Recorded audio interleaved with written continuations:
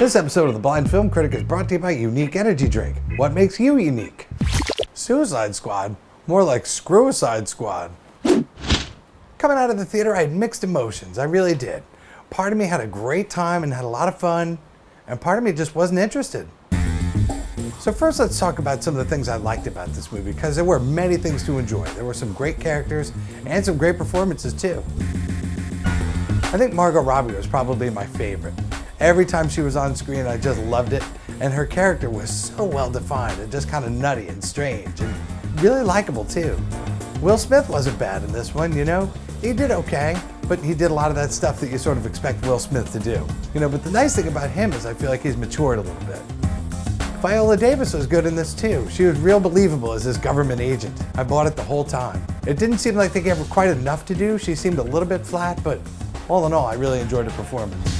Jay Hernandez as Diablo. I really liked him in this. He brought a lot of heart to the character, made him really likable, and that was one of those real pleasant surprises in this movie for me. Even Jai Courtney does a good job.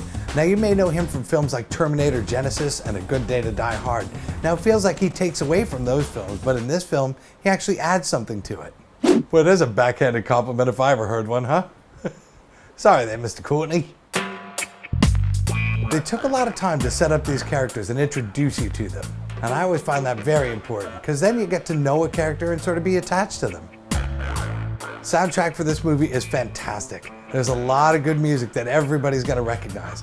A lot of your favorite artists, Queen, AC/DC's featured in here, War, Leslie Gore, and even that Come Baby Come Baby Baby Come from K7, remember? All right, now it's time to talk about the things I didn't like. You know what really bugged me was Jared Leto's portrayal of the Joker.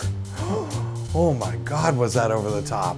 I'm telling you, I feel like this performance took away from the legacy of the Joker. And the laugh, I didn't quite get the laugh either. It felt forced. I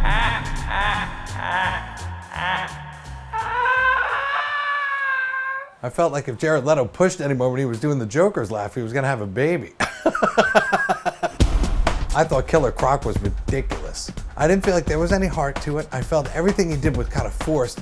And every time this character spoke, I'm going, okay, enough already. Let somebody else talk now. Killer Croc killed the whole mood, didn't he? As much as I like the way they set up most of the characters in this, I really felt like I didn't care what they had to do. You know, I think that's part of the plot, really. And as far as the main villains in this one, I wasn't really attached to them. They weren't scary, they weren't frightening, and I just wasn't invested. They spent so much time setting up the good guys, I feel like they almost blew past setting up the baddies. There was a lot of potential in this one, but then it became a series of action sequences, and they would try and bring a little bit of weight to these characters, but I'm gonna be honest, I felt like it was too little too late. So for Suicide Squad, I'm gonna give this one 2 out of 4 eyes open. This is more like Homicide Squad. I mean, look what they did to the story. Is it just me, or did Harley Quinn have a New York accent for part of the movie? Seeing a good movie in 2016 is almost like the way I like a roast beef sandwich. Rare. I like the T in Margot was silent, like the P in urine. Thanks to our sponsor, Unique Energy Drink, the sustainable feel-good. The objective is to give you the benefit of the other energy drinks without the negative effects. The energy curve is less steep on both sides, so it doesn't have that overdose effect or the crash. It has a diverse flavor described as a fruity mix and leaves you with a clean palate. To request Unique in your local store, just go to the website, uniqueenergydrink.com. Suicide Squad and not a sign of Jack Kevorkian. I guess if he was in this, then it would be Assisted Suicide Squad.